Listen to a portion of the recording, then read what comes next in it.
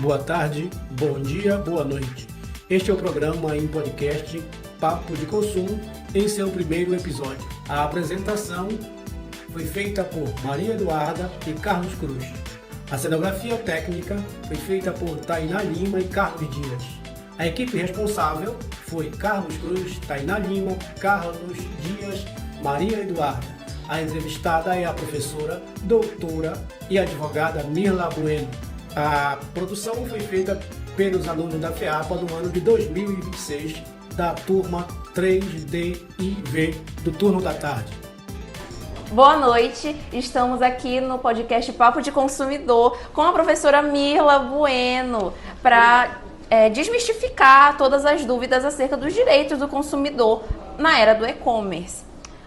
Professora, eu gostaria de te perguntar o seguinte: o Código do Consumidor ele foi escrito em meados da década de 90 e, na sua opinião, na sua visão, o código ele ainda abarca essa realidade do e-commerce? Ele é suficiente ou são necessárias as criações de um novo dispositivo ou de uma atualização desse mesmo dispositivo ou leis complementares? Qual que é a sua visão sobre isso? O Código de Defesa do Consumidor, embora tenha vindo ali na década de 90, ele é a base para essa vulnerabilidade que a gente enxerga do consumidor.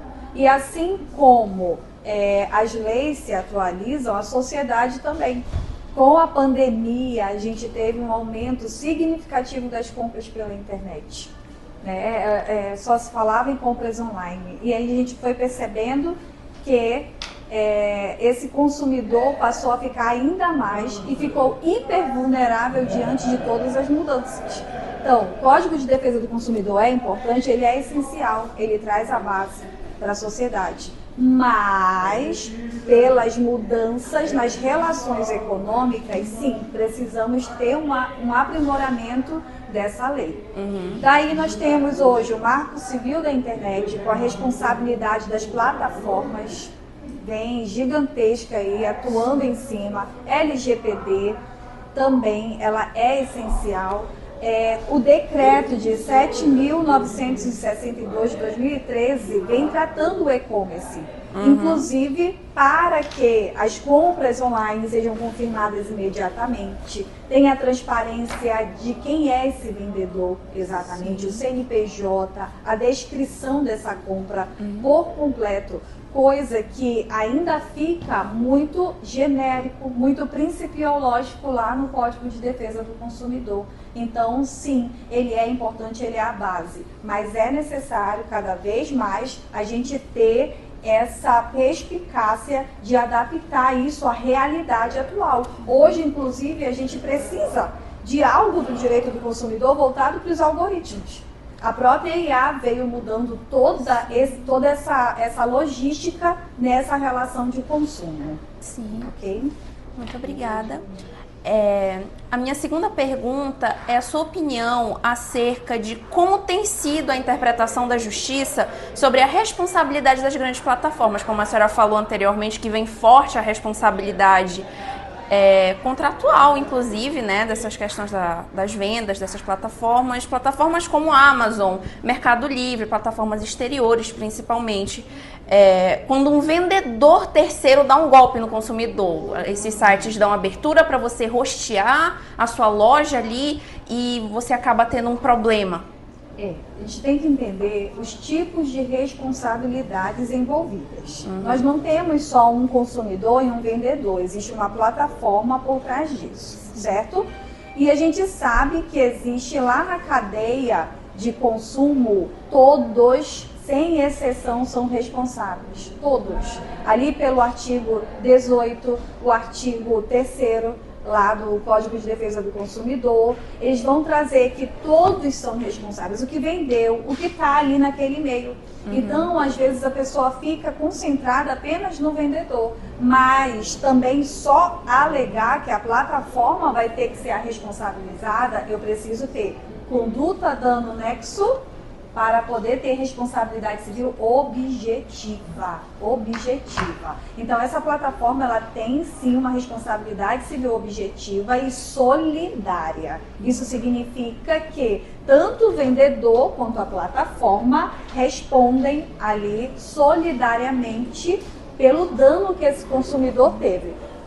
Resumindo, na prática, como é que a gente faria isso? O consumidor foi lesado ali naquela compra. Aí ele acionou, pediu ajuda para a plataforma. Confere? Denunciou, explicou, provou. Ainda tem a questão da inversão do ônus da prova, que é algo para um outro momento.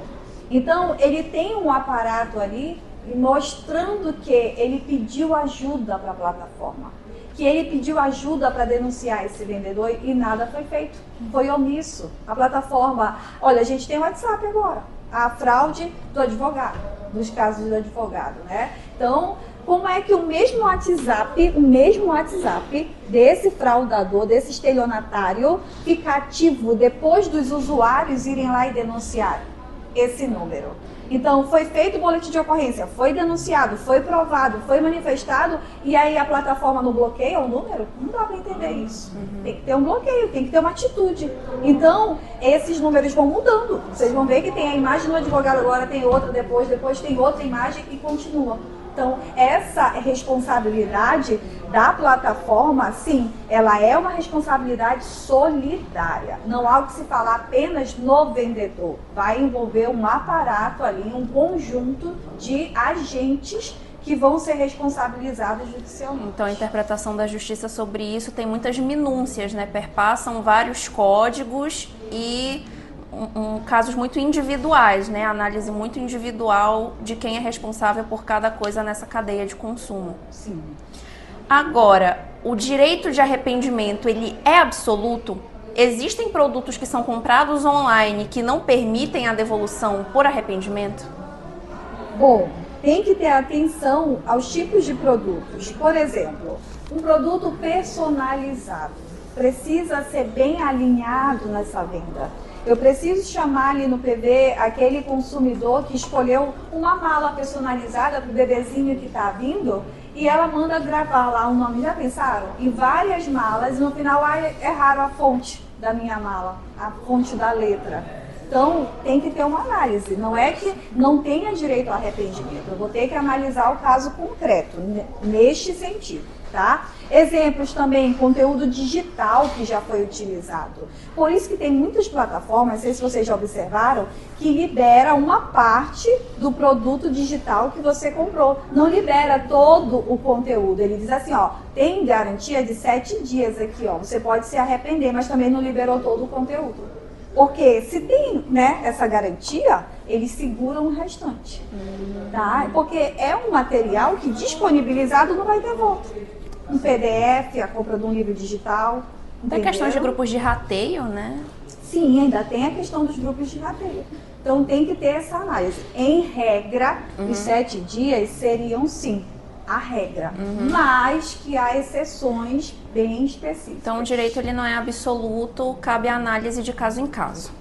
Alguns. Certo. E qual o seu conselho jurídico principal para um consumidor que recebeu um produto diferente do esperado e não consegue contato com o saque da empresa?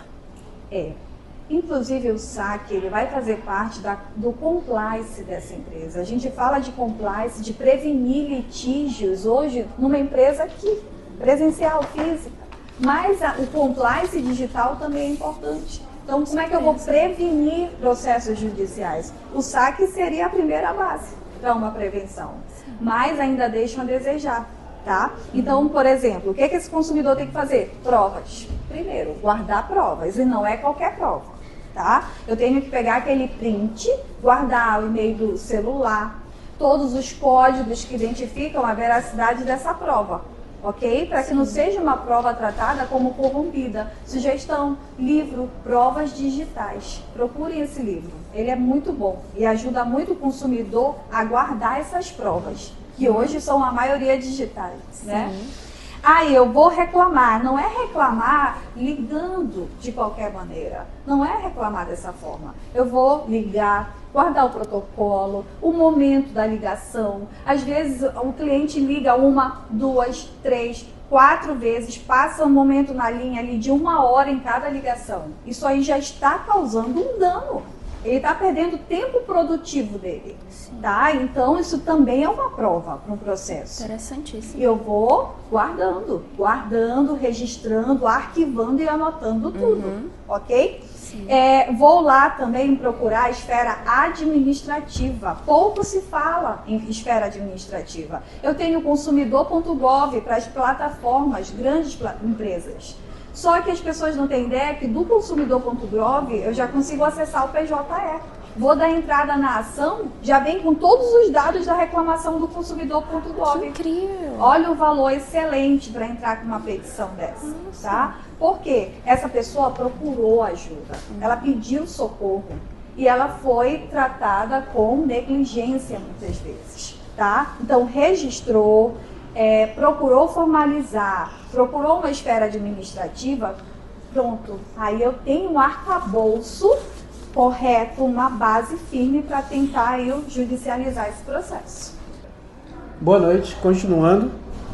Professora Mirla, doutora Mirla, aliás, qual é o prazo para receber o dinheiro de volta, no caso, estornar em uma compra? Tá, aí vai depender da tua forma de pagamento, para começar, tá? Aí tu vai ter aí, geralmente a plataforma vai utilizar cartão de crédito, Pix, boleto. Então, cartão de crédito eles colocam e é apresentado até 2 faturas. O importante é que eu tenha registrado que a empresa concordou com o cancelamento e que ela vai te estornar na mesma origem de pagamento. O que eu tenho é que registrar isso, ter sempre a confirmação disso, tá? Esse Pix aí, imediato. Teu pagamento não foi imediato? Não foi à vista? Imediato. Ou então, 3 dias até ter ali uma análise contábil. Mas um prazo razoável por causa da forma de pagamento. Confere? O teu boleto até 5 dias, em média. Por quê? Tem o prazo de compensação do boleto. Então, tem empresa que recebe em D+1, D+2. Então, até 5 dias úteis é utilizado para poder você receber de volta esse pagamento. Ok? Não respeitaram prazo. Opa, aí eu tô tendo um caso de dano material e um provável dano moral, porque eu deixo de utilizar esse recurso para outras coisas. Confere? Então, primeiro eu analiso o direito material e aí depois eu venho para ver a medida cabível processual. Tá podendo também utilizar da esfera administrativa. Exemplo, o PROCON. O PROCON, vou lá e entro com o PROCON. Aí eu posso receber o que eu paguei, que não deveriam ter aceitado, e o dobro disso. Confere? Então, a esfera administrativa que vai penalizar essa empresa vai vir ali do PROCON, que é eficaz também. Acontece que às vezes as pessoas correm logo para a judicialização. Então, vamos tentar trabalhar ainda fora do contencioso. Ok? Para terminar, doutora Mirla, a emissão de nota fiscal é obrigatória, mesmo nos casos de compra via internet? A nota fiscal é obrigatória. O estabelecimento tem que fornecer a nota fiscal, tá? Ainda que pela internet. E se não paga, pode sofrer multa, porque ele vai ser fiscalizado administrativamente pelos órgãos da Senacom e por todo o aparato do consumidor que ele vai ter. Envolve questão de Ministério Público até e questão até de multas, ok? Além disso, um caso bem comum, gente, é postos de gasolina. Tu vai no posto de gasolina abastecer, dificilmente pega a nota fiscal. Imagina que tu põe todo dia no mesmo posto, todo posto, mesmo dia, identifiquei o meu carro aqui e não peço a nota fiscal. E aí dá um problema naquela bomba de gasolina. Olha como a nota fiscal seria importante para eu provar a conduta, dano e nexo do local. Então, eu posso provar que eu estou utilizando de boa fé, porque quando eu também recebo a minha nota fiscal, vem mostrando tudo lá. A descrição do o quanto valeu, o quanto é, sim, repassado para os órgãos fiscalizadores. É só um exemplo para vocês. Professora, doutora Mirla, muito obrigado pela sua contribuição. A nossa equipe está profundamente agradecida e ao público também, porque tiveram acesso a informações essenciais às relações de atividades comerciais por via internet ou o famoso e-commerce.